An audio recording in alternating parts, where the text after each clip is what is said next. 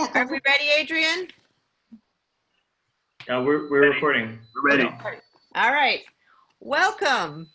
I'm glad to see you all back for the second of our dialogues. I hope you've all had time to reflect on our discussion last time and to participate in the ongoing Facebook discussion.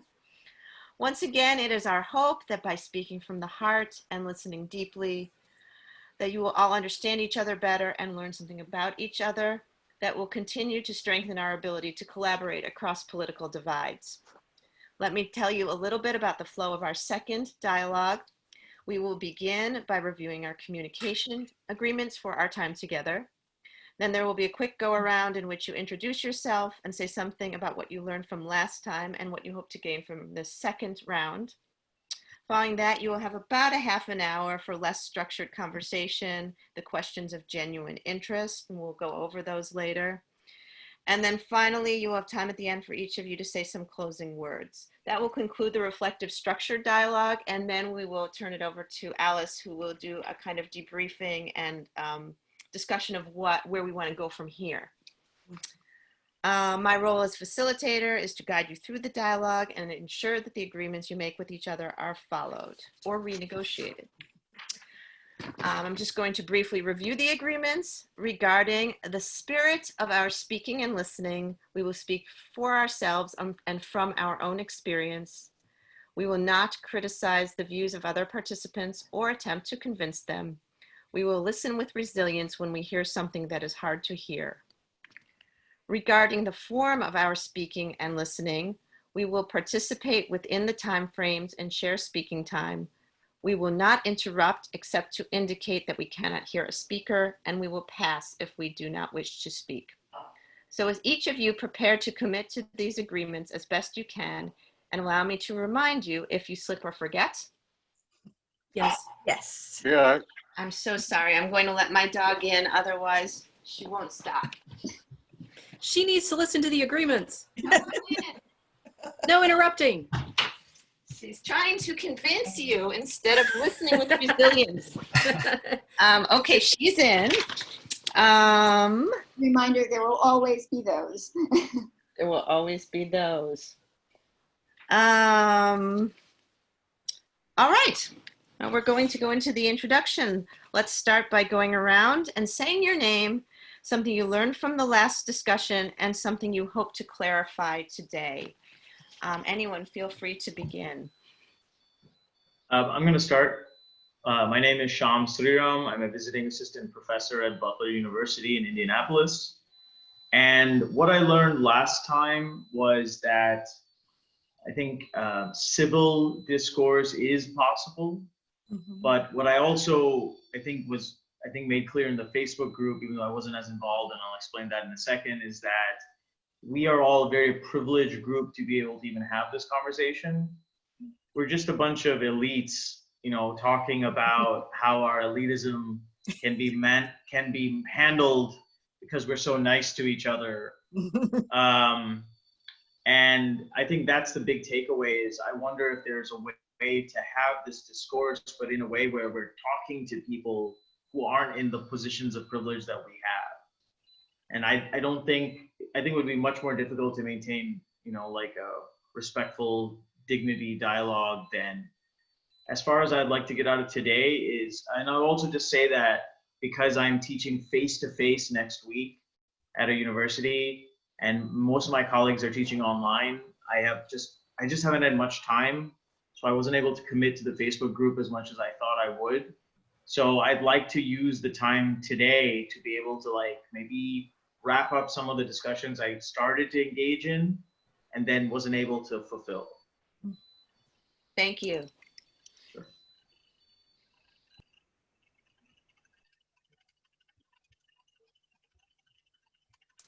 So I'm Professor Rachel Fulton Brown. I teach history at the University of Chicago.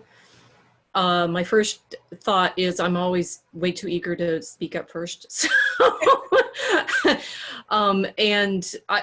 what I really appreciated with the format last time is that we did go around very carefully and listen to each other. And so I'd like to thank Alice and Nikki for setting the structure up. I found it far more well, it's soothing, and I take the comment that we're sort of privileged, but I think, you know, we're privileged that we were able to agree to this structure and be here.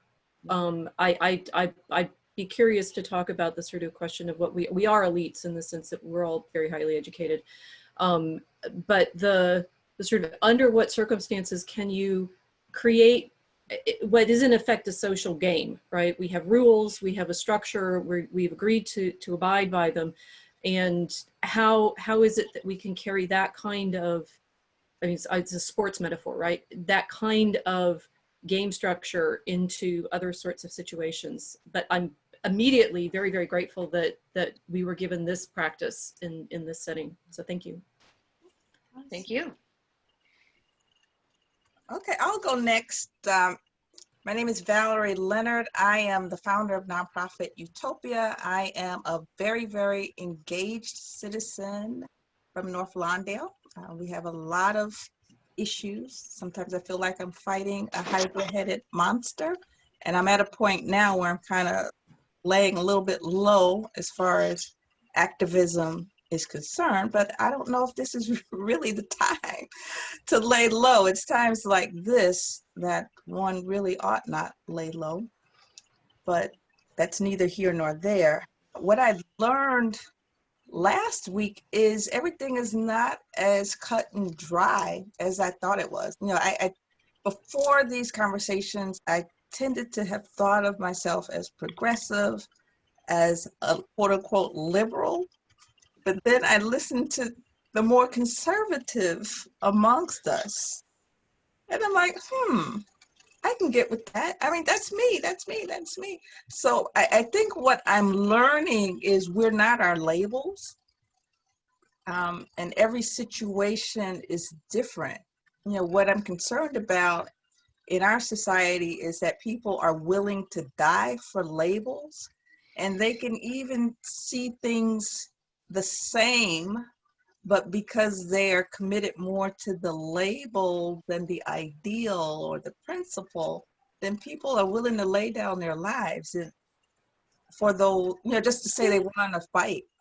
And I think that's where our country is going. What I would love to hear more of today is, you know, as I mentioned before we went online, I don't know if people actually heard everything. I apologize for not being as present as I could. I just took on a new client, and that took a lot of upfront work. But what I would love to do is kind of listen to some of the results of the ongoing conversation. And I also have a couple thoughts about how you might proceed going forward, you know, because I personally think at this point, we're just getting started. And I'll say I'm probably getting started right as you guys are finishing. But I just don't think that today is the day to end this discourse. It may take on another form, may take on more people, but I admonish you not to end it today. And I'm saying that before we even get started. All right. All right, thank you. We'd love to hear your ideas for how to continue later. Go ahead, Sean. So my name is Sean Campbell. I'm a venture capital attorney, and I think some takeaways are that you know, there's a value in people being heard. So something I was thinking about earlier in the year when I saw Black Lives Matter protest out of Flint, Michigan, where right after George Floyd had died, and the chief police from Flint had come out and said, we want to turn this into a parade, not a protest. The idea that, you know, we hear where you're coming from to some degree, and watching the relief on people's faces and how immediately, in just a matter of seconds, the whole thing turned from a protest into a parade. And it showed me the value of being heard. And when I read through some of the comments, I think that people felt heard. And I think there's a value in that.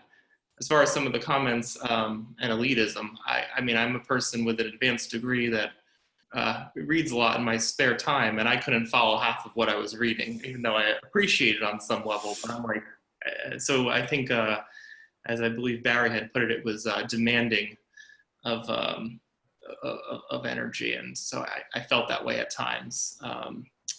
So I think that that is something that would have to be addressed in the new model.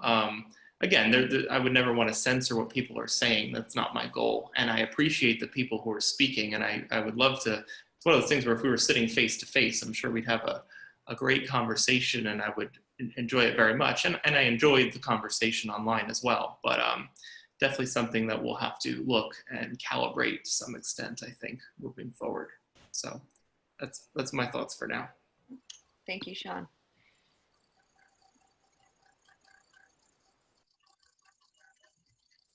I don't mind going next, if I may. Please.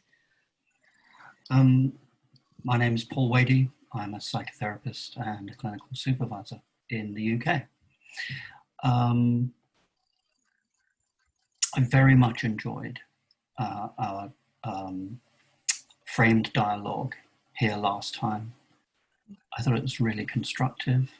I thought the rubric was scalable.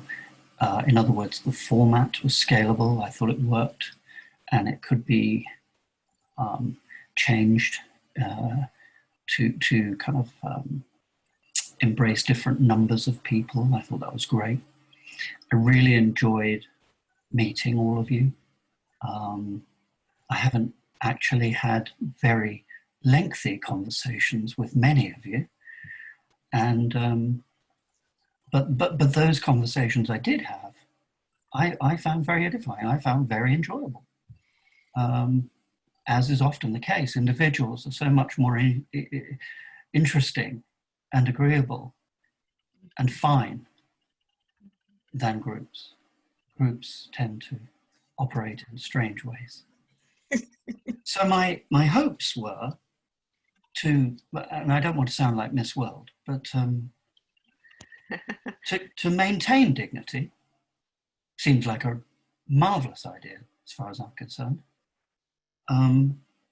That we might be perhaps, even in some small way, a little bit more mindful about what fear and anger do to people and how they have different results, something that I wrote a little bit about. I tried to reduce my writing. I'm incredibly overly verbose, and I do apologize for my wall text. And I do thank Barry for teaching me about line breaks. I was delighted to learn that, Barry. Thank you. So yes, my one-page A4 missives were mostly series of questions, sort of around about anger, fear, clarification about what groups get up to from a psychological standpoint. So those are my sort of hopes, and clarification. I think we should try to clarify what further engagement in the discursive sphere, in other words, in the public eye, looks like, if at all possible. I accept Shyam's statement, absolutely. We are elites, can't really dress it up. However, elites have a responsibility. In those points in history where elites didn't speak up and the academic voice was lost, we know what happened. So, I think that taking the position, a transactional position, but a position nonetheless of the adult, is not a bad, responsible place to be. So I think it behoves people with some modicum of education to actually try to speak with others and to encourage others through modeling dignified behavior. Thank you so much, Paul. And Barry, I believe you are the last one. I enjoyed our initial group meeting. I have learned apparently how to connect electronically.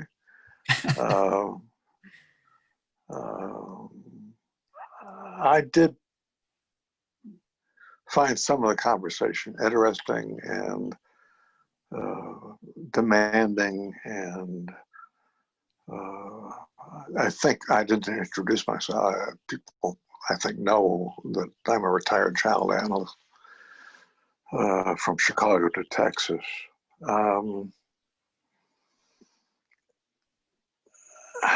There wasn't enough play in this. I mean, there's too much dialogue, too much lengthy dialogue, too much academic dialogue. My interest has always been more in hands-on clinical work than writing. I've read a great deal, but I don't know if I would want to participate in this again.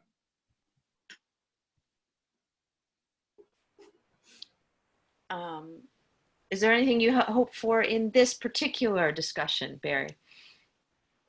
No, I'm open to hear what people say. I've got, I think, a fairly clear view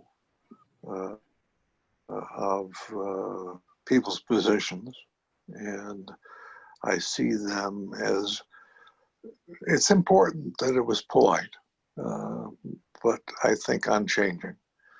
That people could probably say what I'm going to say. I could probably say what other people are going to say, but it was an interesting experiment. I'll be glad to get off of this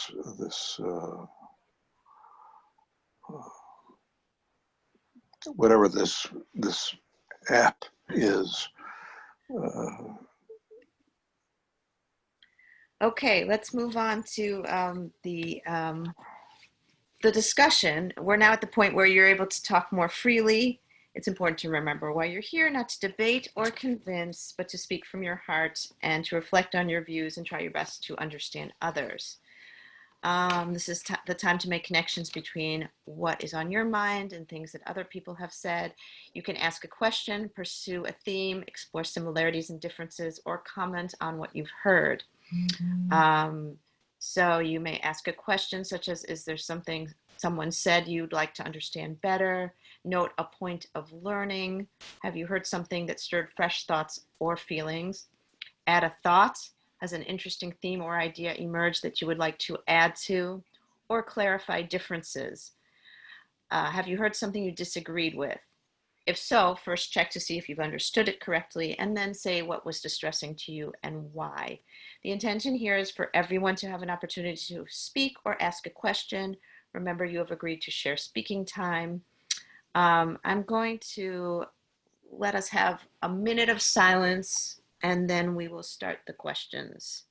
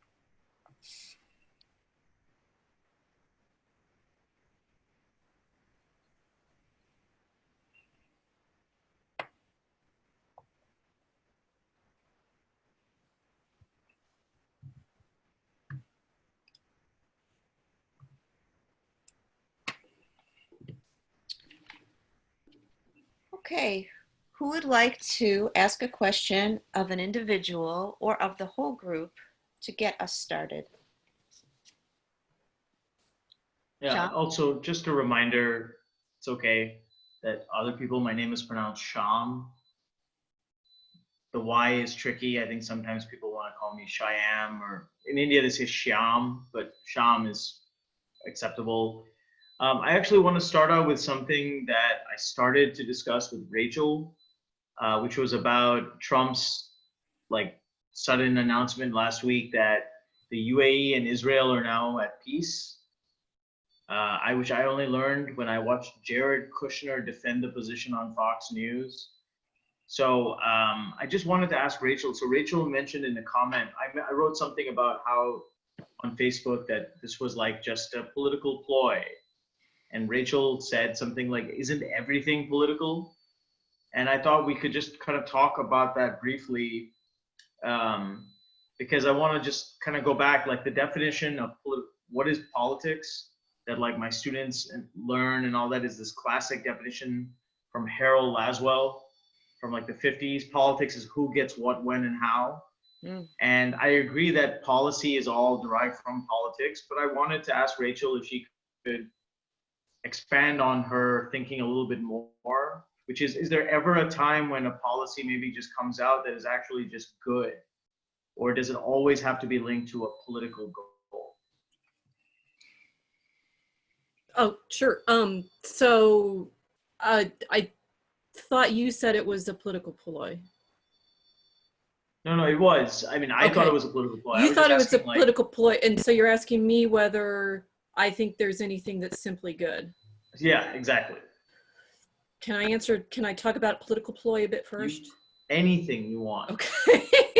All right. So it certainly it could be a political ploy, but this is what I think is incredibly challenging in a public conversation, right? That we are.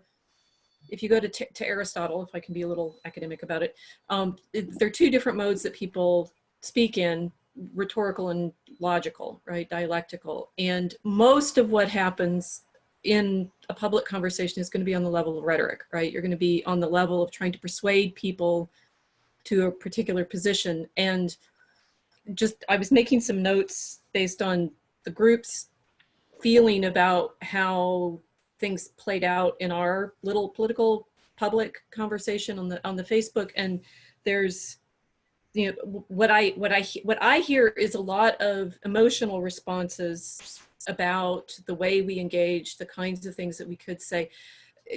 That tends to get people most activated always, right? The things like, what labels are we willing to die for?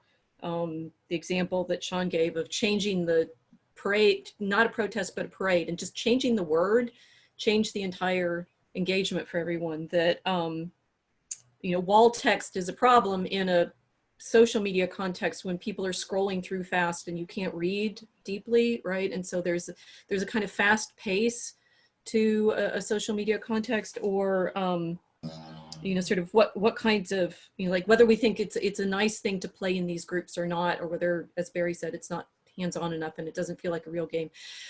Extrapolate all of that into the political sphere, and how often are we ever really arguing policy or goodness, not goodness, you know, sort of actual outcomes? Like, it could be a very good outcome if, in fact, Israel and the UAE are able to establish diplomatic relations, and, you know, Trump, for example, again, in a rhetorical moment, pointed to the fact that Israel is going to be allowing more Muslim visitors, tourists, to pray in Al-Aqsa.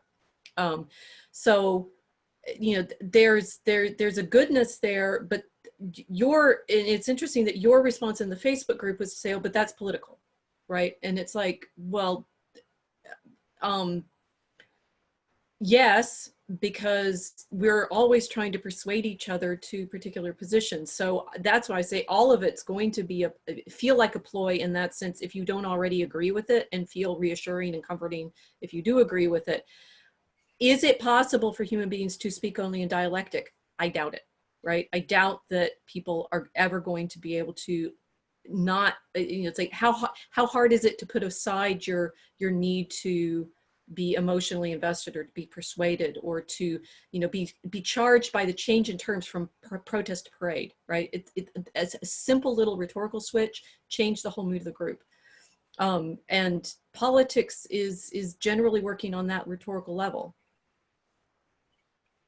That's why I say most, I mean, we're almost never at the level of actual dialectic.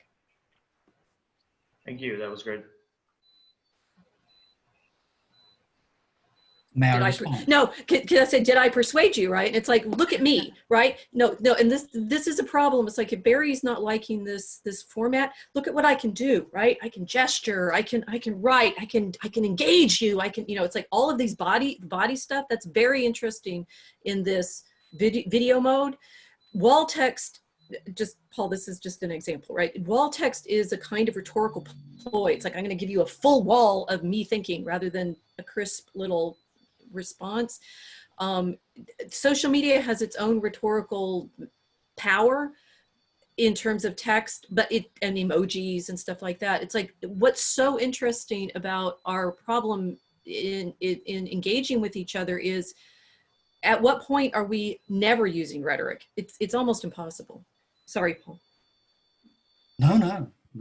I would just, I just wanted to associate myself with both of those thoughts from Sham. Sean, yeah. Sorry, man. Sorry. No worries. So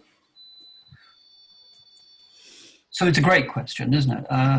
Is anything we ever do not political? By definition, hard to escape that one. I think everything we do is political, depending on how we understand interaction. But does it fall into Aristotelian categories? I'm not sure. I'm not convinced by that. But hey, I've got somebody on my shoulder who keeps telling me that I mustn't engage in sophistry, which I've learned a lot over the last 2 weeks. So I was delighted to hear someone else raise something that was sophisticated. So that was my only point, is that dialectic is possible. I don't know, I just view it on a very simple level.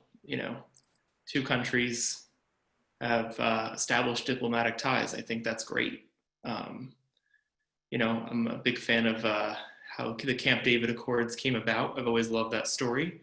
So whenever I see two countries in the Middle East get along, and I've spent several months of my life in the Middle East in my early 20s, and a bunch of places, Tunisia, Egypt, Yemen, Oman, a few other countries, which is a whole other long story. But, so whenever I see, two countries establishing diplomatic ties, I'm happy. I think it's peace, and I don't really think too much further beyond that. And however it got done, I'm generally favorable towards. So I think I don't want to overcomplicate it. That's just I take a simple approach to it. I see it as good news, and I'm grateful to whoever got it done in whatever way.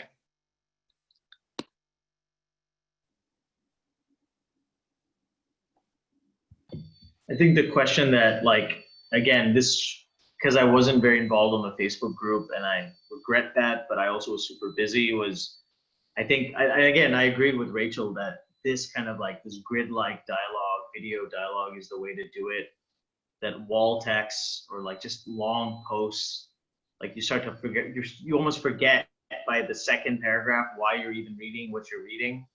And let's be honest, there were a couple of people in the Facebook group who might be watching us right now who delighted in trying to engage us with these massive posts. So much so that my friend saw me on the Facebook group, saw one of the posts. I don't think it was Paul's, it was Michael's. And said something like, wow, that looks like a breakup text, right? Yeah, like that. I mean, you send someone a text like that, it's over, it's over, right? So I was like, almost every post in this group looks like a breakup text. So it's just a lot of information. But I will say that I think one of the things I wanted to kind of get at further in the group, and Nikki, is the Facebook group going to be open more? Is it going to be closed? Well, that's what we're going to discuss today. Okay, so one of the things I did want to get into, we don't have to do it here, I'll do it on the group, is this whole idea of Middle Eastern peace. Is it a Republican ideal, or is it is there I'm going to Sean's point, is it just a good thing?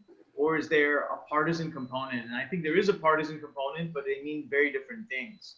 When Republicans get involved, it's something about Israel evangelical connection. When Democrats get involved, it's almost about minority pluralism. So I don't know, maybe we can move on to the back to wall text to discuss that further.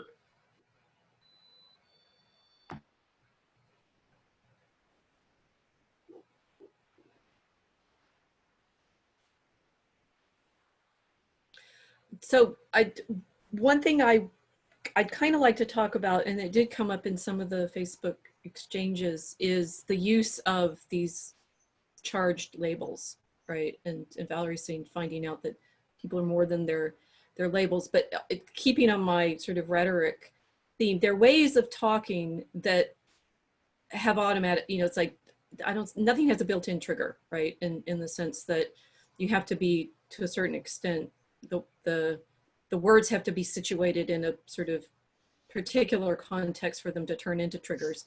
And what I found in my, I've done a lot of online engagement in sort of practicing these sorts of exchanges, and you can very quickly tell when someone is, Sean, you were saying at the beginning, they're just interested in sort of going right, and they're not going to change their mind, and they're not going to engage in this or trolling, right? But the trolling is, you know, there's an emotional component to that, because what they want is to get you angry and get you riled up and respond, and it's like in a way, true trolling, they don't care what they're talking about.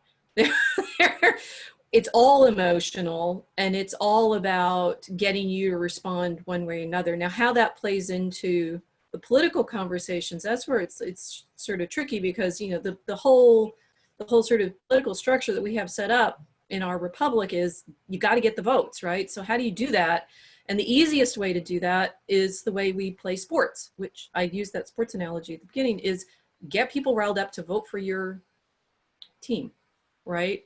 And, you know, it's like the Bears, right? You're going to fight for the Bears. You're going to stay with the Bears, no matter, in Chicago, whatever they do. And, you know, Bears, and they might lose for decades and then come back and yay, you win. And the sort of, there's a healthy way that sort of taking sides in a team plays out in sports, and there's a fraught way that I think it plays out in politics, but they're similar, to me, they're similar kinds of group identities, right?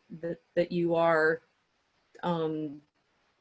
charged to defend your side, kind of thing. And I think just even, Sham, just in your description of, well, but it's peace. And you're saying, well, but for Republicans, it's peace on these terms, and for Democrats, it's peace. And I was already feeling myself anxious, right? It's like, well, but, you know, and that's what I've been trying to watch myself with over the past few years, saying, why am I responding to those rhetorical appeals in the way that I am?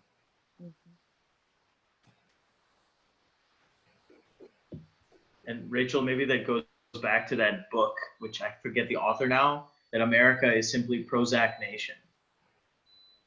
I didn't read that. You'll have to tell us. I mean, it's, I have to look it up, but like, just that idea that like, we have almost primed by our educational system, our media for sure, to want to engage in rhetoric that makes us anxious.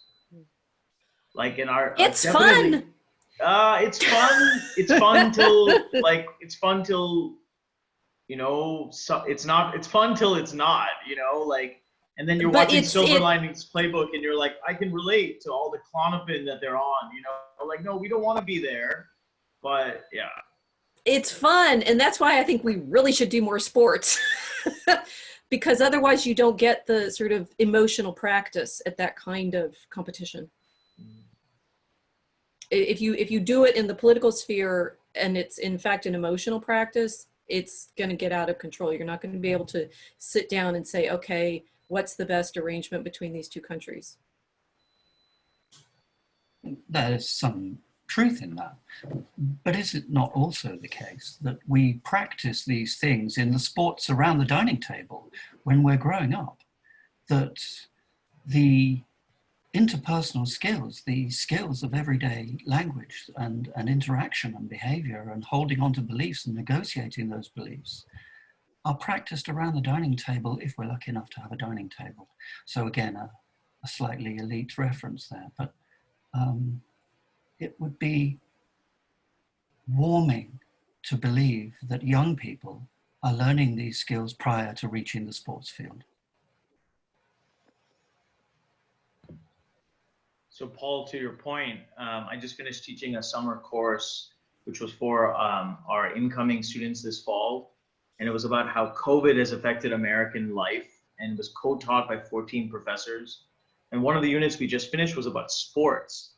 And I asked my students, all of whom just graduated from high school in May, so they're all very young, 17, 18, like, can anything replace youth sports in America? Because of COVID, all these tournaments, seasons, everything canceled. And nobody could say anything that they felt like could replace the teamwork building and the leadership and the net and all of that youth sports gives. And I think that's a good analogy for, like, if sports aren't doing it, if there's no, I mean, what does it mean to learn from home? It means that there's no more after school activities because you never go to school. Right? Like I'm just making the point that what we're seeing right now with COVID and online education, I think it's speaking to, like, what, you know, like, again, let's presume before all of this, families were sitting together and having dinner together, and it wasn't turning out like that scene in American Beauty with, like, Kevin Spacey and Annette Bening arguing about Lawrence Welk, right? But, like, maybe that doesn't, people work together. But I'm just saying is, like, one thing we haven't really talked about so much, but we should, is how political dialogue is changing because of COVID. Like the risk, like how it's changing where the dialogue takes place, and how the home is being elevated because nobody can go anywhere. So maybe families are finding ways to talk about things they didn't talk about before. I, for one, have seen a lot of families exercise together. In India, it's very common to see people go for a walk in the evening, a whole family. I'm only seeing it now for the first time in America because people aren't going elsewhere, so they're going for walks together. What does that say about family? Anyway, I feel like I'm all over the place. Just making the point that I think we're entering kind of like a new era of rhetoric and discourse, and the role of the family in that is going to change as well. Perhaps a bit of a non sequitur, but I just want to make sure we give time. I would be curious at some point to know, Valerie said that the online posts got her thinking a little bit differently on some things. And I was just curious if she wanted to, at some point, give some examples, because that was interesting and I was curious. But I don't want to deviate if it's not the time to. No, this is more important. I'll let Valerie take the floor. Oh my goodness. And the interesting thing is, I don't know if I think differently so much as what I thought of myself is, and the way I think is different, if that makes sense. If you are one who is constantly, I guess, engaged in battle against the status quo, you tend to think of yourself as somewhat radical, or, you know, for lack of a better term, liberal, or whatever. You know, I'm always engaged in some feud, you know, politically or socially, because of different policies that negatively impact North Lawndale or marginalized people. And the way I was brought up, you know, those are typically maybe independent views, or in Chicago, they tend to be progressive views, because, you know, anyone who knows Chicago is very familiar with the way we have, you know, our machine control everything. You know, the people are not very independent in their thinking. So if you're independent in your thinking, you're thought of as radical or even progressive. But as I listened to, you know, everyone around this table talk, and the things that seem to be important, you know, I think we all have very, very similar core values that go beyond, you know, whether or not one is progressive, conservative, radical. You know what I mean? That's pretty much what I was getting at, Sean. And it's interesting. And for a one-party town in Chicago, you know, like Chicago, you know, you have to fit in that democratic mold to do anything. whether you're Republican or not. So I can imagine how frustrating that must be for people who are, you know, who actually declare themselves as conservative, let alone someone like me who is quote unquote expected to be liberal, expected to be Democrat because I was born and raised in the 24th Ward, which is, you know, a Democratic haven. So that's what I was getting at. And then the thing is, how do we go from here? When I listen to the dialogue on both sides of the aisle, supposedly both sides of the aisle, I don't think that people really are that different. You know, whether you're a Trump supporter or Biden supporter, whether you're conservative or liberal, I think we all really want pretty much the same things. Maybe the difference is in our approach, and maybe not so much what we value. So I'm still trying to figure it out. Maybe I don't have a label like I thought I did.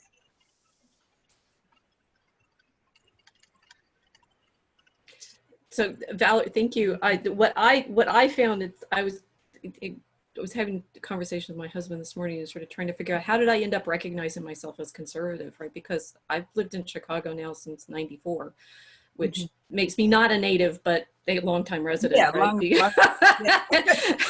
No, and it is different because I think you carry a lot with you from where you grew up. Right.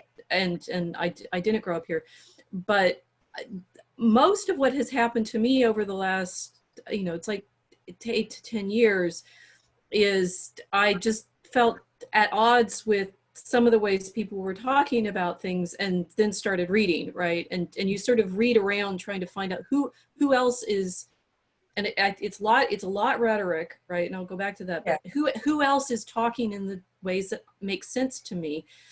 And I tried on a lot of hats in the sense of, well, does this label fit? Does this label fit? And in the end, you end up saying, well, I guess I don't have a label, which is politically impossible, right? It's like you do need to have some sense of, well, I don't know, is it politically impossible to work without a clarity of which team you're on? Because we do need to be able to function somehow as groups, right? There are group functions that we actually have to carry out.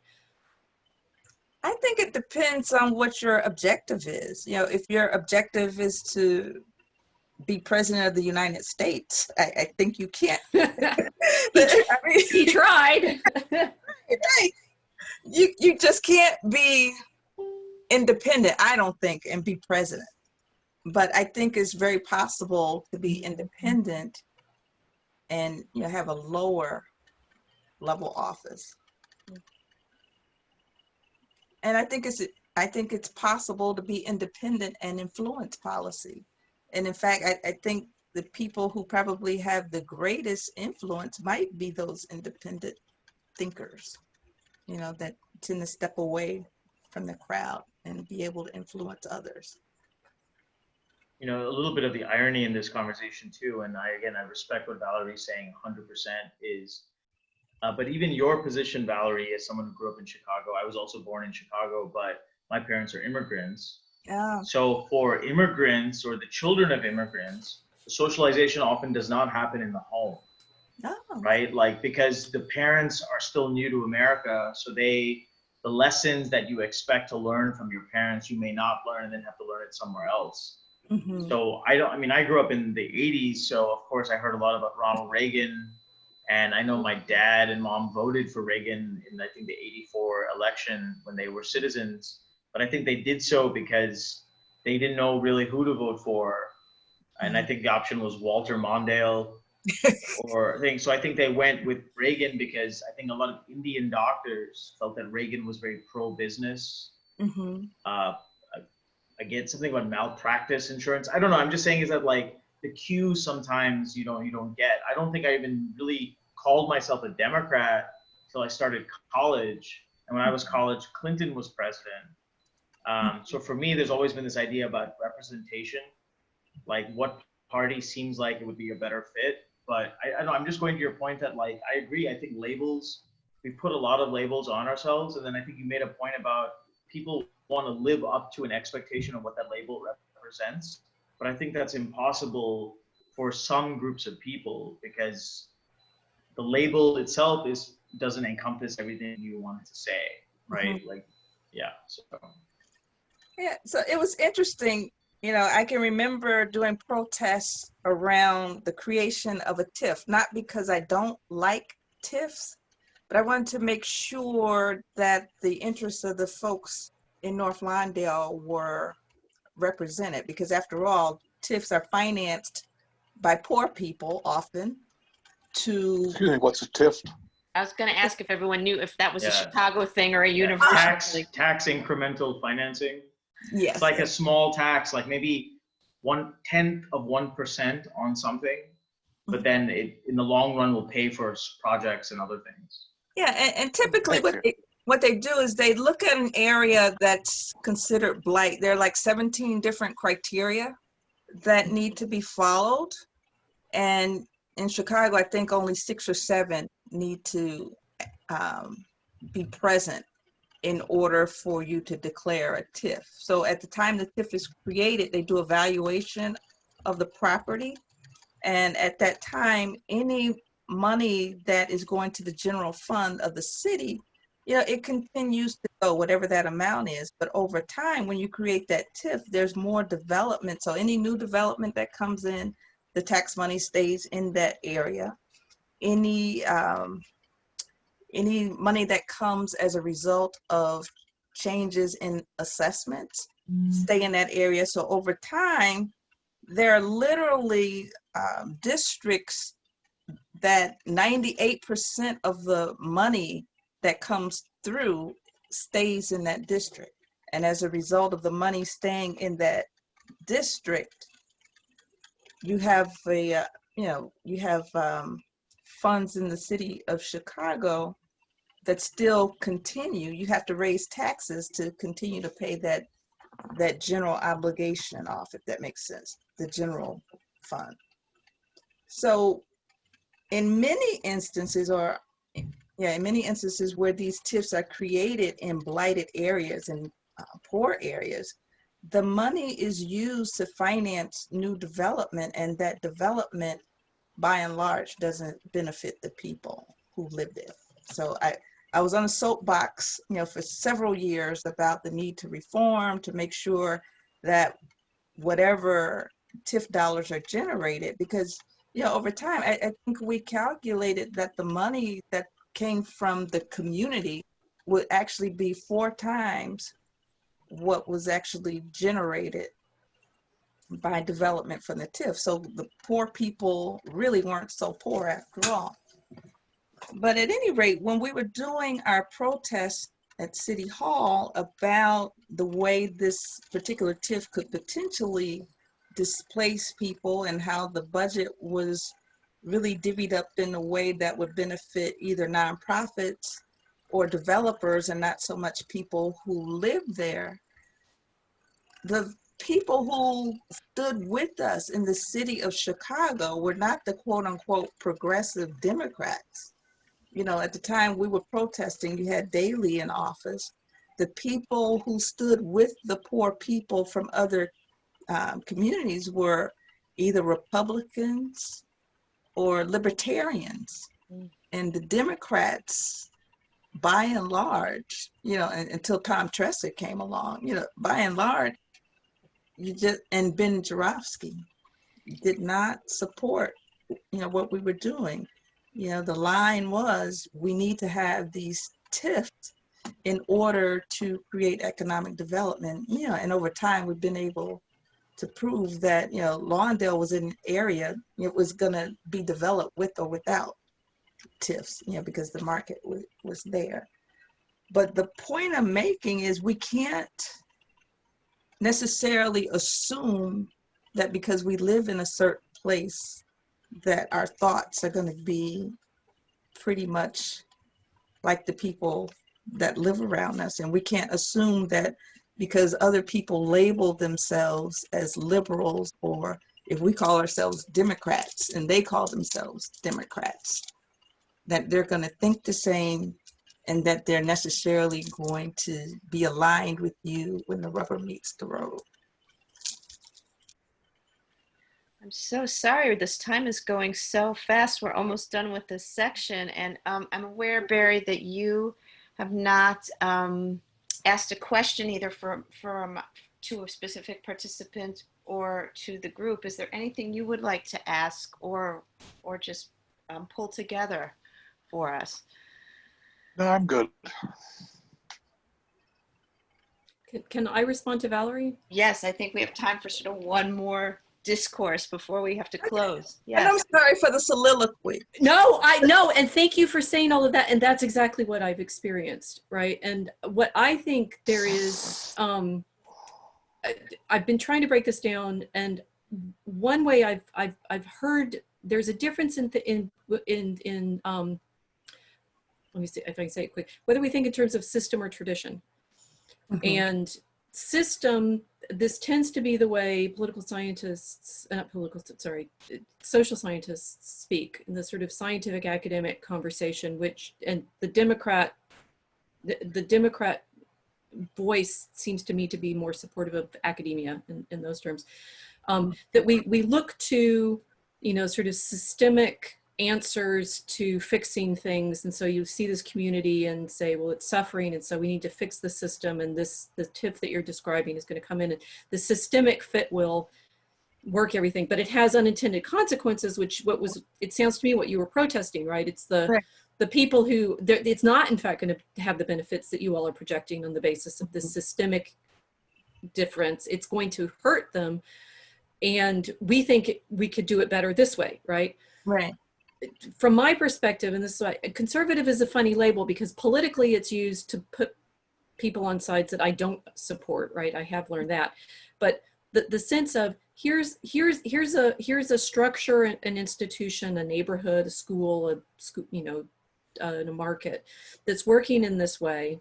You look at the way it's working, you recognize that things don't just exist. It's not a system to fight. It's this thing that's developed over time. If we tinker with it this way, this will happen. If we tinker with it that way, this will happen.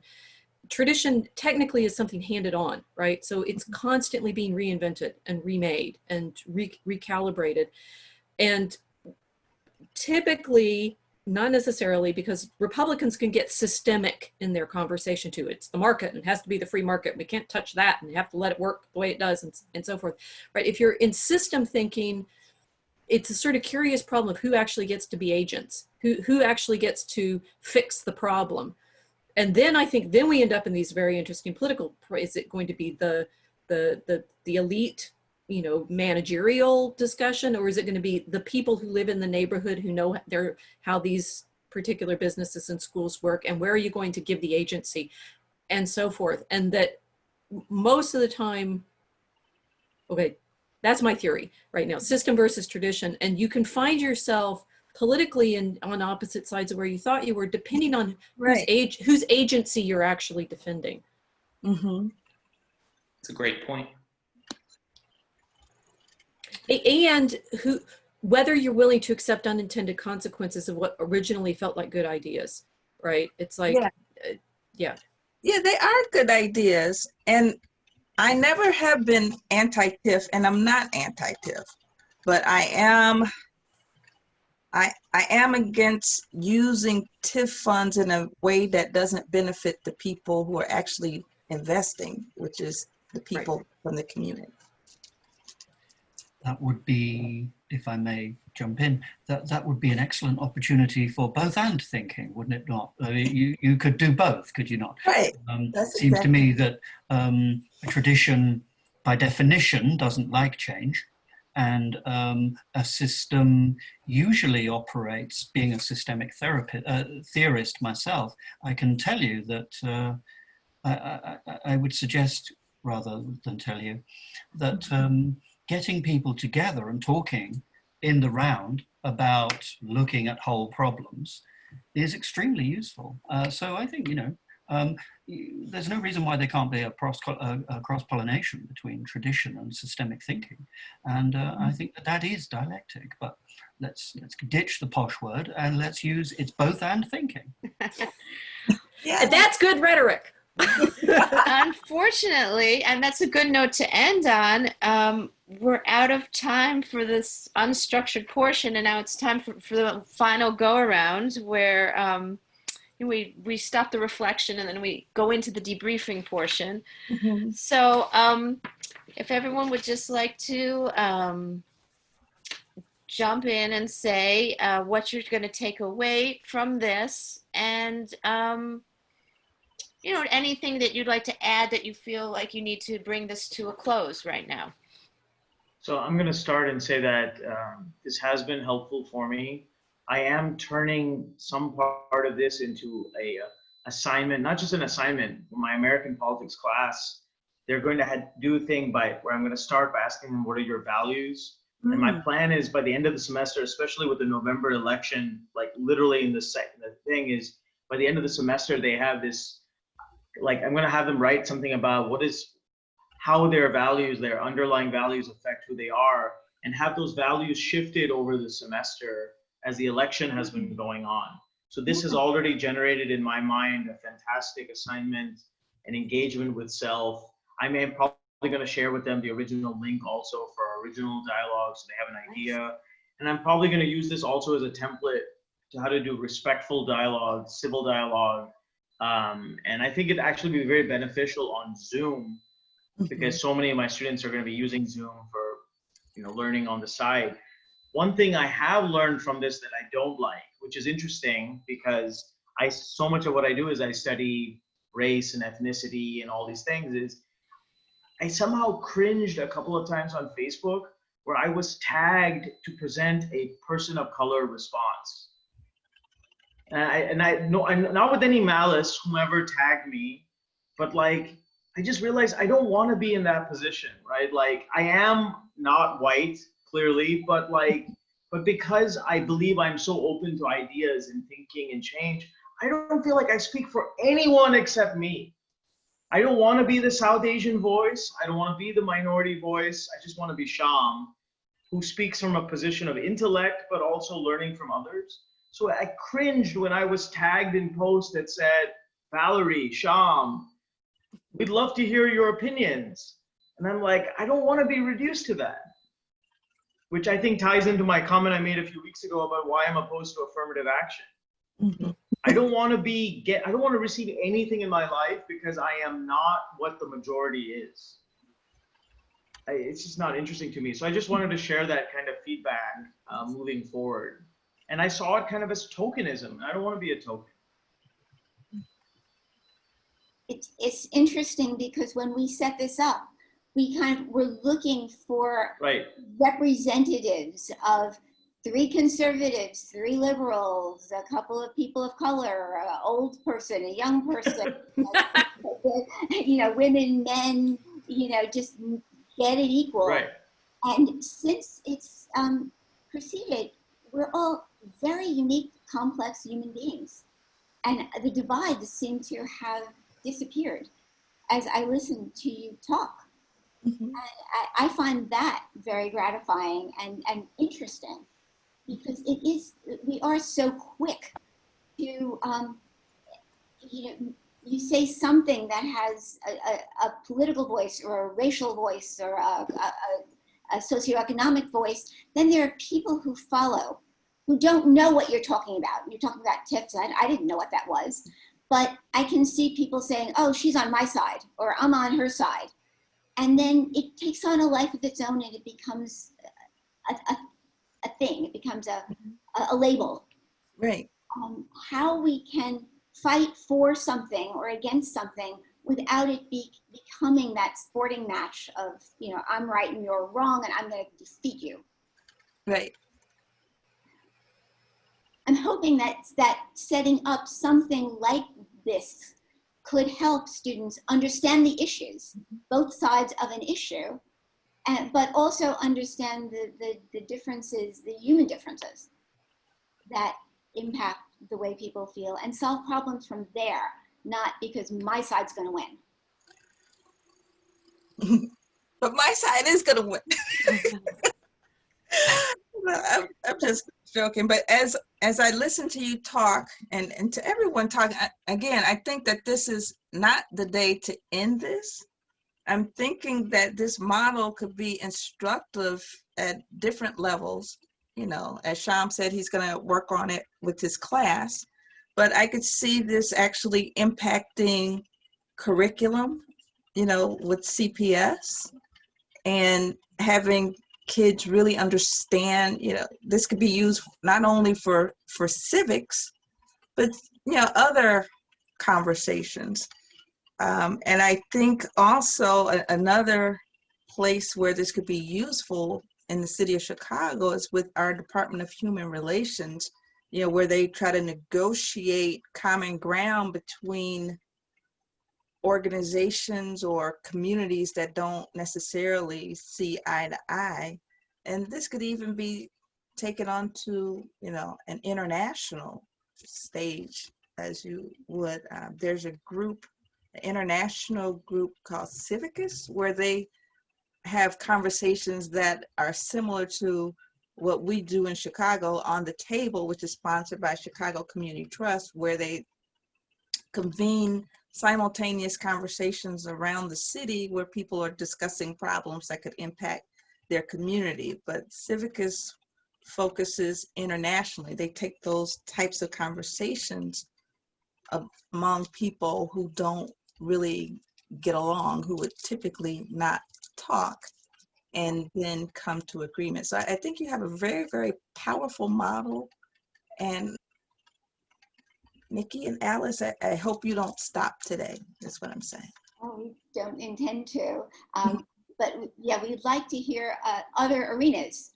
I'm pleased that Sham is interested in using a variation of it in a classroom. I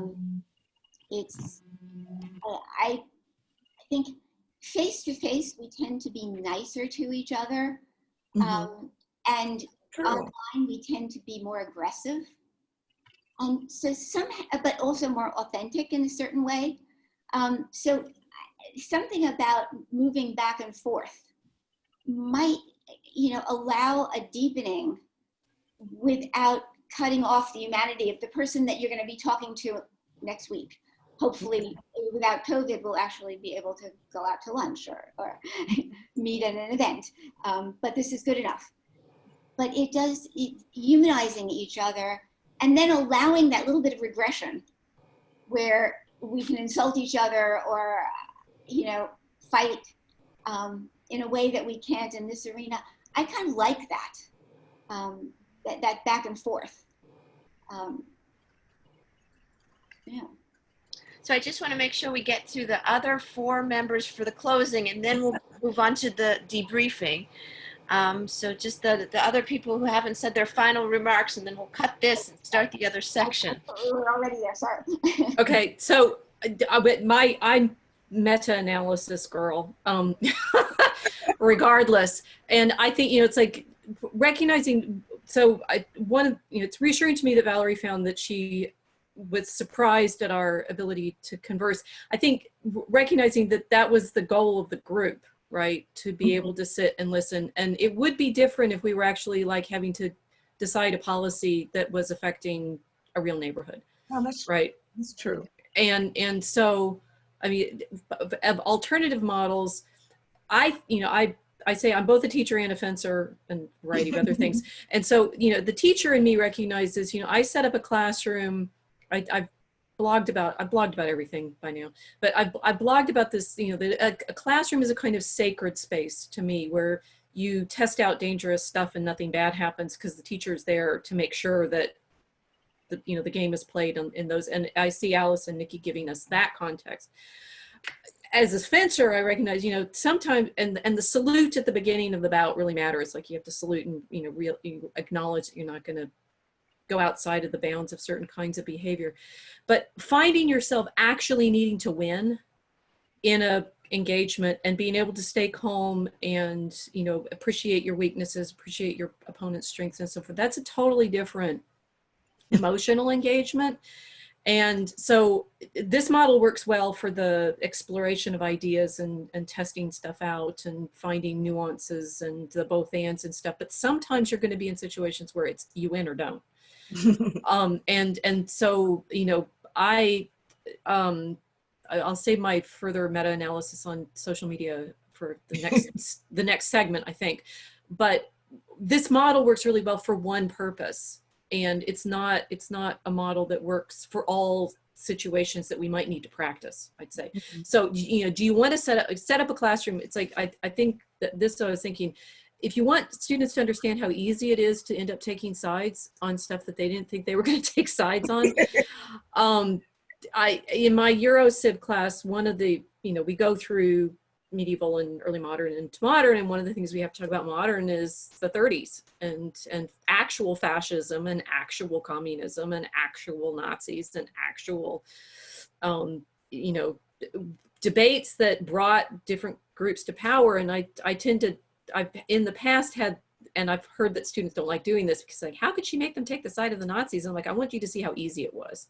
Right. I want you to see why people get persuaded by stuff that in retrospect may look horrific, but they didn't know, you know, we're no good at predicting the future. That's what I know as a historian. We're zero at predicting the end of the world.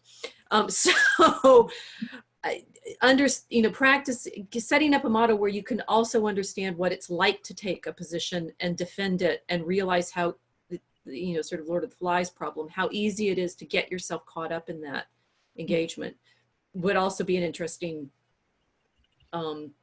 thing to think about as a gamer.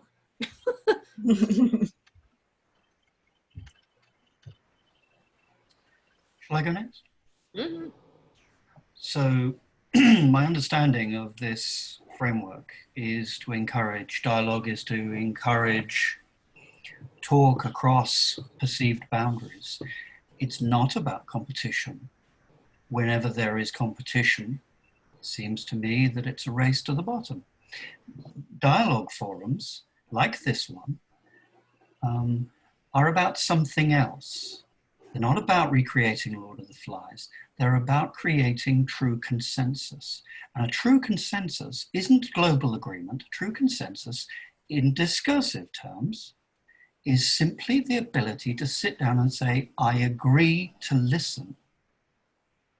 Now that's what this gold, if I may call it that, for me is about. Mm-hmm. The prize here is demonstrating to people that agreement is not necessarily the imperative. It's about listening. Because a world that doesn't listen doesn't go very far. In fact, it goes backwards rather quickly. So, I am not interested in the combative sports metaphor for dialogue. Myself, I see the role of sports. But this experiment is not about that. This experiment is about synthesizing, taking A and B and trying to think about what C looks like. Interesting. I find myself thinking about if this were Steve Jobs putting a bunch of people together and saying, come up with a great new widget that will take over the world and we can market and we'll become billionaires. Would we be able to do that by listening to everyone with different strengths, weaknesses, perspectives, desires, financial interests, and actually create something that I think Michael is the one who talks about objective truth in the Facebook group. Is there a creative thing that could emerge from this? Or is it just humanizing each other and being able to communicate and making new friends, and teaching you know, dialogue over canceling or something? Is there more that could happen if we learn to not just dismiss and unfriend and block the trolls that we don't like? I mean, if this was truly Steve Jobs, then we would do all the work and Alice would patent it and make the money. Because Steve Jobs was a brilliant mind, but he was a dick. So anyway. All right. I just want to hear from Sean and from Barry, and then we're done with the dialogue, and then we can sort of debrief. I think Then we can bout. Come on. Thought we were doing that together. in the Steve Jobs example of creating something, I think you still need a CEO or some sort of organizational structure, which ultimately politics is. I think of politics as the organizational structure by which policy becomes enacted. So I think in order to have something finite, you would have to, some structure would have to be created in order to coalesce views into something that is, and that's where all the, organizations are all imperfect in some way. But as for the experience, I've, like I said, I've very much enjoyed the conversation. Although I think in terms of the experiment, my concern is that maybe we were able to have this discourse because we all came into it with the interest of having it. And maybe the audience was able to do that because they signed up because they were interested. So we might have some sort of confirmation bias here. And I think that there might be different settings where, and probably a college classroom where people are getting assigned to some level to do something, whether they like it or not, is probably where you might actually be able to test out people who might not be so amenable to listening and consensus and all of those things. I think that's part of why this has been enjoyable overall. And so that's just something to consider in moving forward. And that's my closing thought on that. So.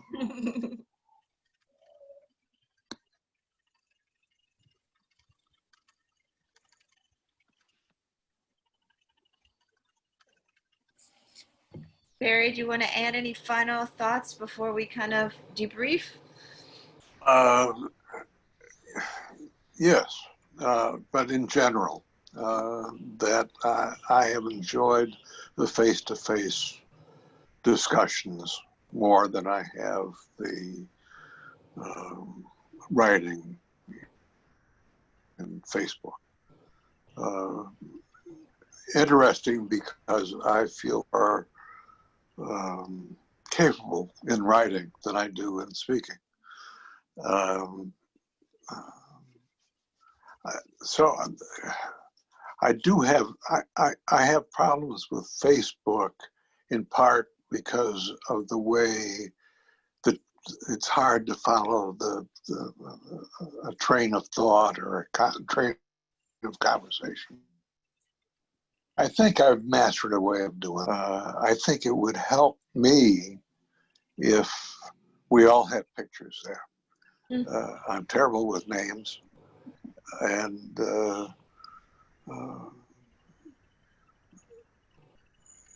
there were a series of books, and I'm going to forget the name of the author, but the gist of it was that no names were ever used, and that yet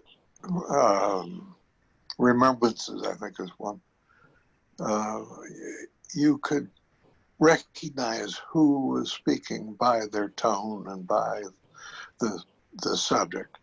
I began to do that towards the end of the conversation, or I could respond directly to somebody who asked me to respond in writing. But the pleasure of the experience is seeing that at core we are more alike than different, though our ideas take us in different places. My age and my temperament takes me to a traditional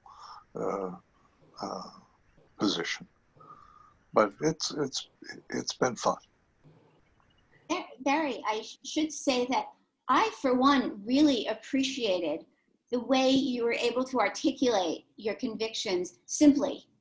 And it allowed people who were more hesitant because of the lack of education and fancy psychoanalytic jargon to come in and hear what you were saying and resonate with it. And there was just something about your style that I think was very helpful. And I wish you'd reconsider staying in some kind of an arena where your thoughts can be used for other people to reflect on. Yeah, well, thank you so much. This concludes the official sort of reflective dialogue portion of the meeting. So I really appreciate everybody showing up, and I think we succeeded. I think we kept the agreements on Zoom. I think nobody violated the agreements at all, and everybody listened and was respectful. So I think this part was a real success, and so I really thank everybody for bringing their their openness to the process. And now I'm going to turn it over to Alice, who's going to sort of talk about the next phase. My apologies if I insinuated myself into an earlier segment. I somehow thought that. Anyway, no, I just wanted to raise, my fantasy is that in some way, ideas like this in some shape could be marketable, so that we could take the instinct to label each other, cancel each other, put each other in boxes, and find a way to bridge divides in setups like this. In classrooms would be lovely. Personally, I would love to try it in the mental health profession, because there's a spectrum there of people who believe only in the medical model, and the ones who believe only in the cognitive behavioral model, or the psychoanalytic model, or the ones who will trash their medications and say, I gotta be me, even if me is out of touch with reality. And taking meds makes me feel like I'm not authentic, and vice versa. I'd love to have something like that.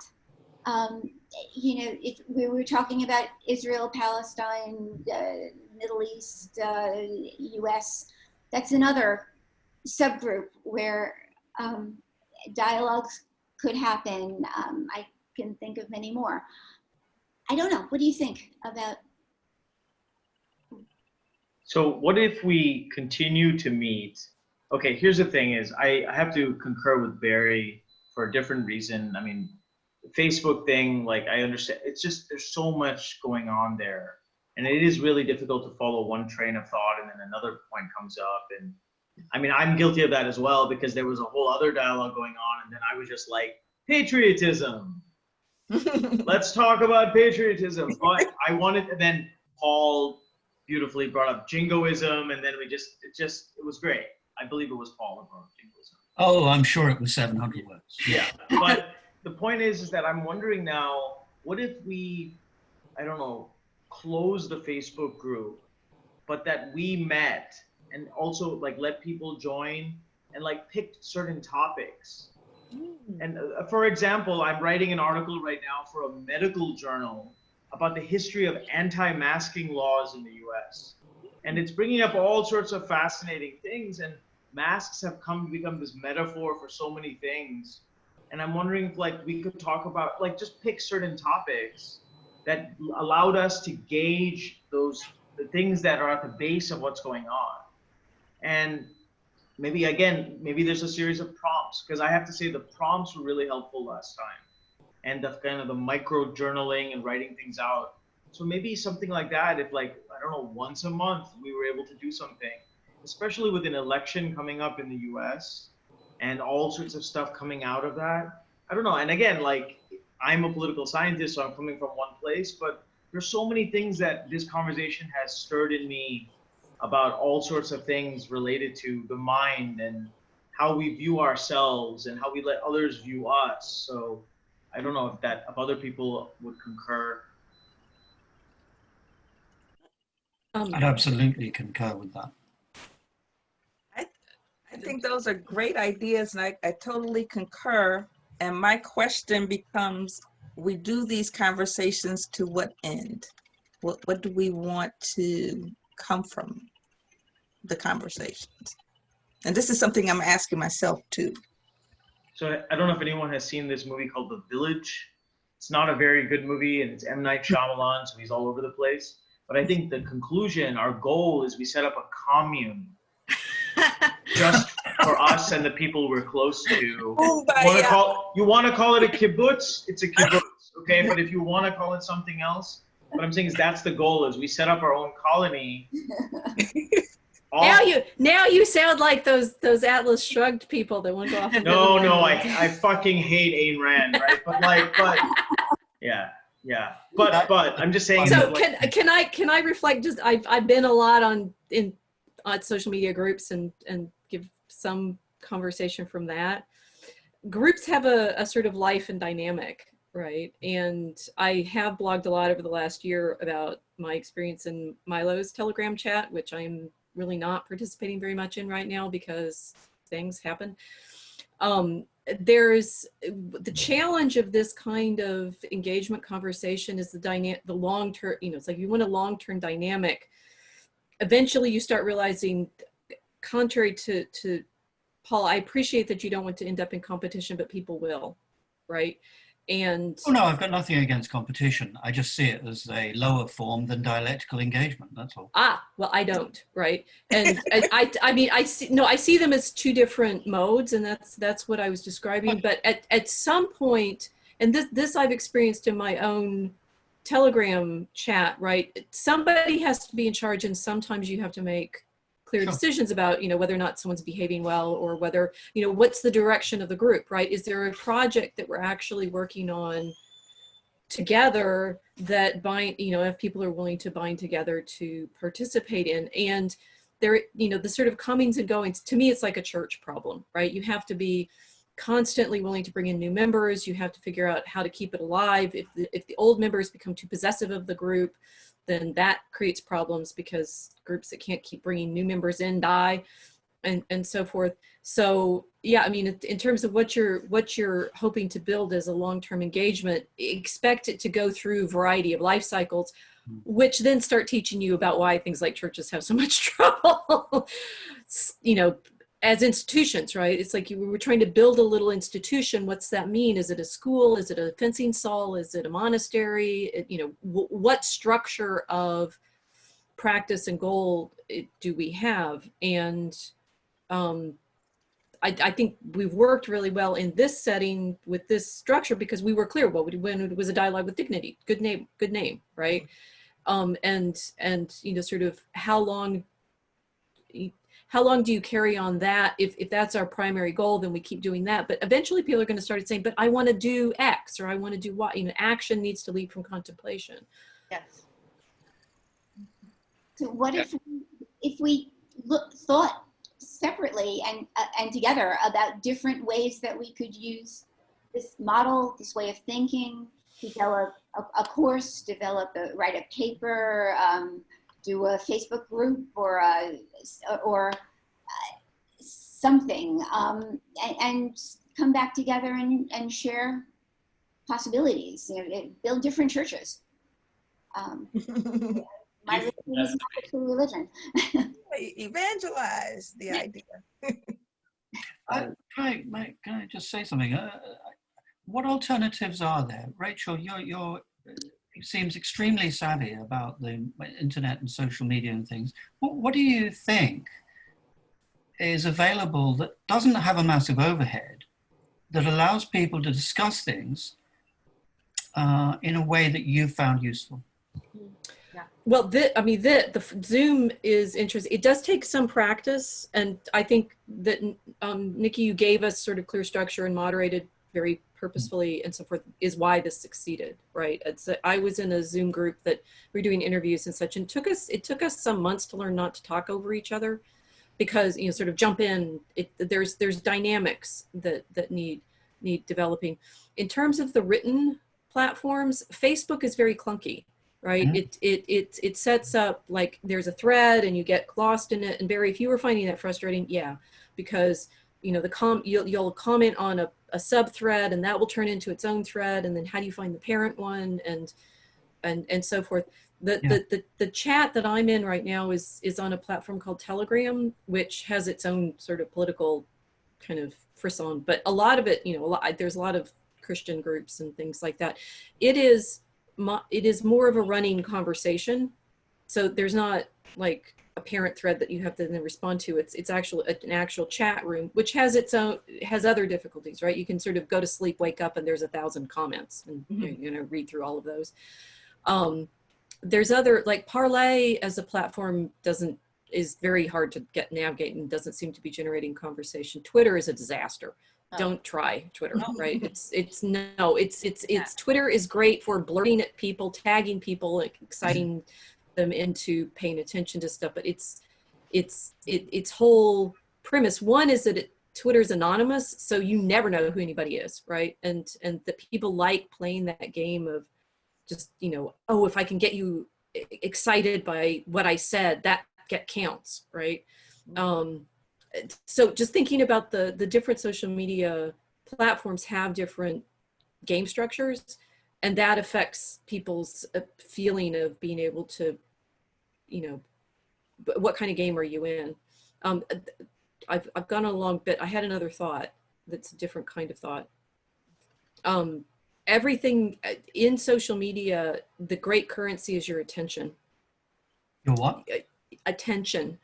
You're trying to get other people's attention, right? And if we're worried about, it's like the media, social media, right? If you're worried about the way in which things get polarized and triggered and divisive and so forth, everything runs on how do we get people's attention. And you all were talking a little bit at the beginning about how many views we'd had on our Facebook, on our video, and I'm like, yeah, because I really tried, right? I made a blog post about it. I posted on my Twitter. I posted in a bunch of different groups on Facebook. I posted in Parlay, which is still smaller, but, and how do I do that? How do I get people to come and, you know, come have our conversation, right? It's not just that we live in a world that's in advertising and marketing. I mean, the branding and the labeling and everything, that's what gets people to know whether to place their attention in a certain context. And it plays out fractally on every level. Can I get you to engage with me on this question? Well, I'll do this cartoon, right? Which one of the people in Facebook kept doing, right? He kept putting stuff a cartoon, and then, you know, will I get people to talk?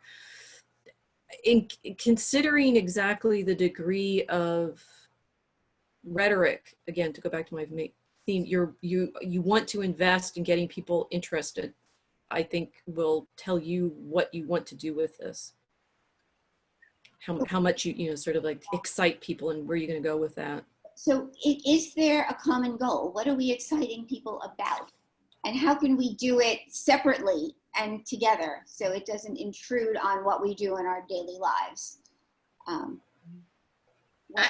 interested in this idea that maybe we could be, you know, we and maybe other people who would join us, you know, across the spectrum. A topic could come up, for example, the new peace accord. And I'd be interested in figuring out I'm interested in the common ground, like the middle part of the Venn diagram, like leaving the sides and like, could the 6 of us, or maybe add some more people, 20 of us or whatever, where's that intersection where across the spectrum, we all agree on this set of things on particular topics? I'd be interested in that, and we could write about them or post them or something like that. I think that was the nature of my question, was what platform do you do that on without spending several $1,000s creating a platform? Are there platforms out there? Does anyone know of a platform where mass communication can happen and it's not so nested, or perhaps as complex as a listserv, somewhere in between the two? I don't know. I don't even know what that would look like if it wasn't nested, or if it wasn't just a plain listserv. Is Telegram like that, Rachel? Telegram's hard to navigate if you're not used to finding stuff. So Paul, I understand your question better. Well, so we're on it, right? YouTube. That's why conservatives have been complaining about the way the different social media platforms have been hiding us or changing the algorithm so people can't find it. It's like, and you know, YouTube is complicated because people will find your videos if the algorithms feed them to them, and that will help audience grow and so forth. And a lot of, the YouTubers have depended on that in order to grow, right? They've been able to get more and more hits and views, and the more hits and views you get, the more it ramifies out into the conversation. It's the degree to which the platforms help or hinder you in spreading your presence. It depends on it to a certain extent depends on the managers of the social media companies whether or not they'll let you right now. Let you what? Talk about certain kinds of things, right? I live in daily sort of wonderment that I'm still on Facebook, considering some of the things that I post, and sorry. Just talking about Trump eventually could get me silenced on Facebook at all, right? I was going to express my surprise because, of course, most of you live in the land of the free, and it seems to me that if you have no laws restricting your speech, can't you just say anything you want? Not on these platforms. Where I live, we can't say anything we want. We have laws called, against hate speech, which is why I raised it, because I thought it was an interesting thing to nudge you with. But hey, I have a strange sense of humor. Yeah, and Facebook is a private company. Yeah. So, I mean, that's a really big part of that. Like every time someone gets chastised for sharing something on Facebook, or I have friends who end up in Facebook jail for 30 days for comments on all sorts of things. Facebook, I mean, so this is what I'm saying is I would love that we could divorce ourselves from Facebook for the purposes of this dialogue. Sure. So I was thinking about what if we did these videos on Zoom, they got uploaded to YouTube, we had a YouTube channel, and then we nest that in an article for like for a journal. Like we have a lot of different disciplines here, but like this is inherently coming out of psychotherapy. Like what about we're presenting this at a psychotherapy conference with showing snippets from the dialogue, getting at a deeper point as to why this came about. That would massively increase viewership on YouTube. And also, I don't know, I'm just saying is that, and even if it doesn't massively increase viewership, I just think that might be a way to keep this going. But I strongly oppose any involvement with Facebook. As much as I'm on it and I use it to keep in touch with people around the world, it is inherently like, I don't know. It's difficult. It's like your ex-wife coming back into the picture after you've been happily married to someone else now for 10 years. Have you considered a private group? I use Mighty Networks, and I find them to be very, very good. There is an annual fee that you would, not an annual or monthly fee that you would use to run it, but you don't have to worry about Facebook jail. You don't have to worry about ads. You don't have to worry about Facebook promoting it and attracting people that you don't necessarily want to have in the group. And you can also cross-reference people by their interest, by their geography, by what they do for a living. In case you want to search people that way, you can also label your conversations, put your conversations on topics. So you can do a search and then different conversations or different content comes up around that. And, you can create courses in there as well. So, I mean, just one thought, create a membership group. I'm delighted that there's a lot of energy here and a lot of sense of potential, but there's lots of different directions this could go in. Right. And I'd like to find something simple, creative, that doesn't interfere with our very intense lives. Right. Okay. But maybe we can just continue on a listserv.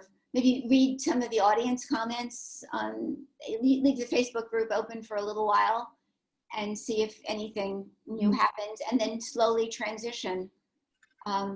We can just stay on the listserv for now and until we can find a platform. Okay. That, Yeah, just keep talking on the listserv until we figure out what to do next. the list that we already have, and until we can figure out a way of moving forward. And maybe if some of us just do separate projects. I can imagine. I taught for a while in a after-school program in Harlem, a sports academic after-school program.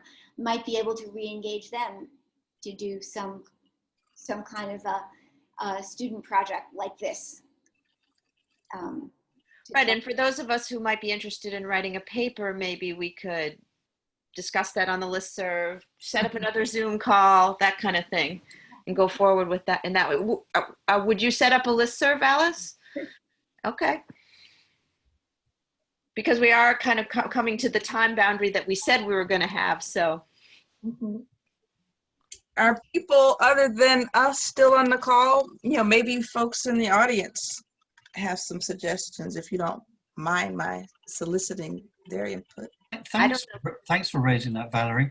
I would love for the audience to be a reflecting team that came back to us with their thoughts on how we interact, on where we're thinking went and where their thinking went based on our thinking. So they're a meta group for our group, and it's just more systemic thinking. It's a very, very interesting model. I'd love to hear more from the audience. Thank you for raising that, Valerie. Right now they could chat if they have any thoughts. I saw a couple. And they Well, maybe can they come onto the listserv and share their impressions? sure, or they can. But they're here right now. They On can. Facebook. They can't talk on Facebook. No, but they can talk into the Zoom chat and we can read it. Oh, right. Okay. There's 13 of them. You want to name them? No, but they're here now, and if they type a message to all panelists and attendees, that we can read it.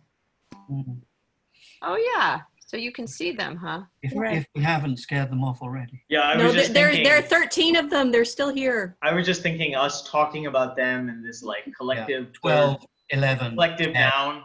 No, Yeah, they're still here. They're not running away. Oh wait, people are chatting. Barry, Leave them alone. a question about how you got so disillusioned since the last time. And Barry, you're muted.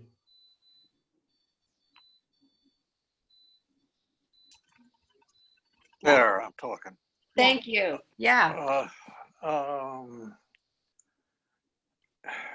I enjoyed meeting all of you. I enjoyed listening to all of you. I enjoyed all of your ideas. But believe it or not, as a man, I don't have the time.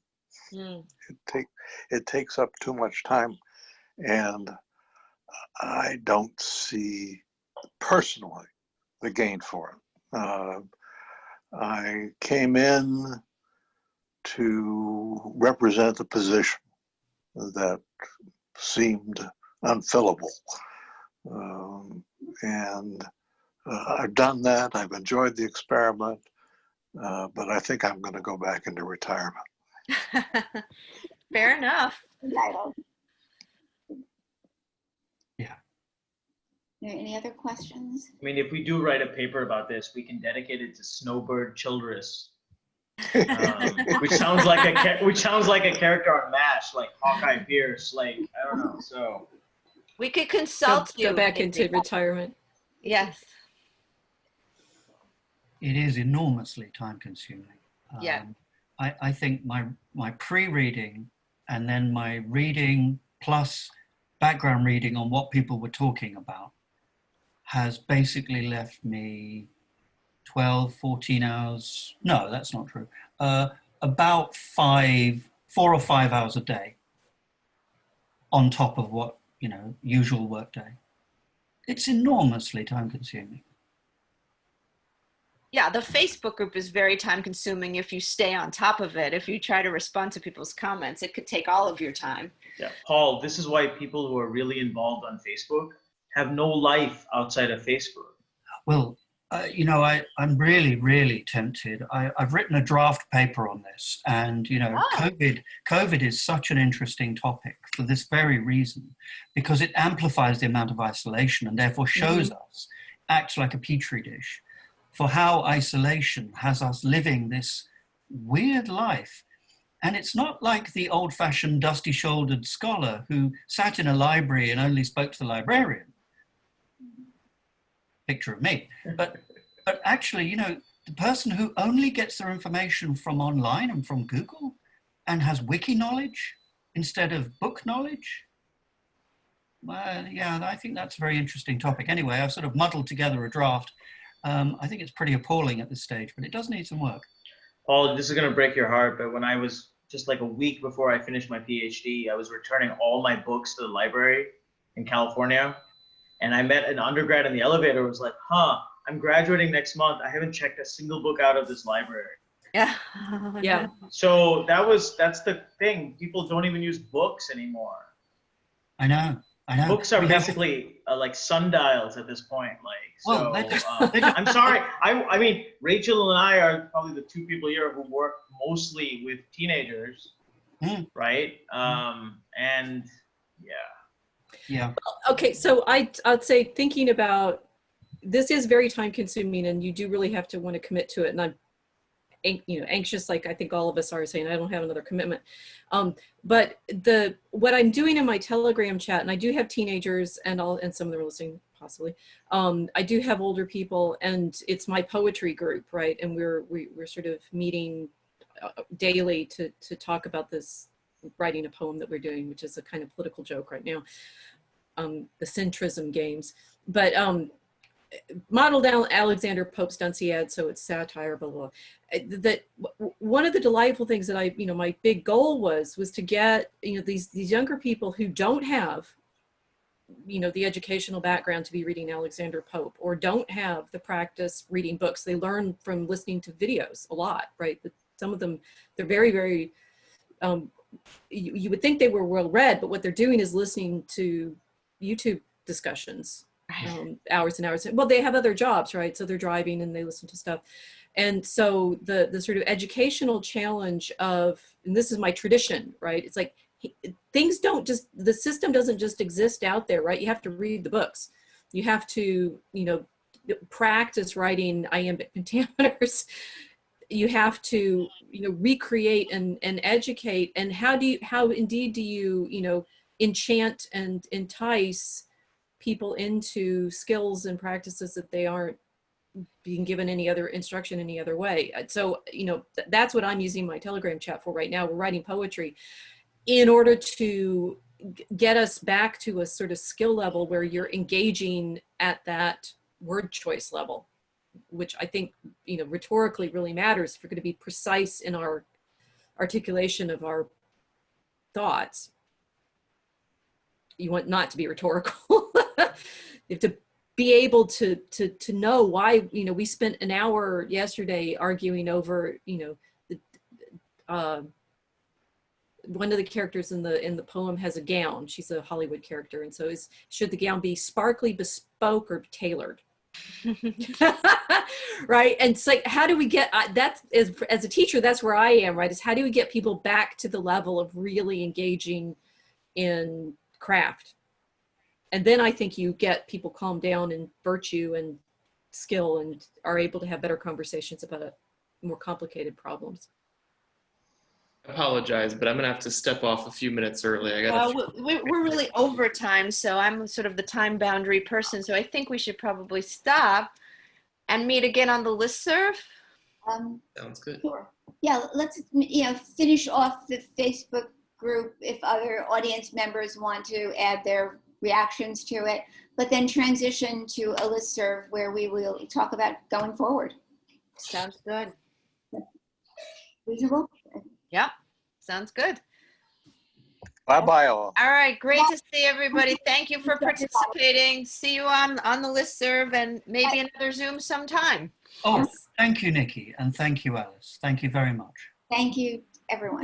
Thank you, Nikki and Alice. This was And the really audience. enjoyable. Bye-bye. Thank you, audience. It was great meeting everybody, and thank you for inviting me. Cheers.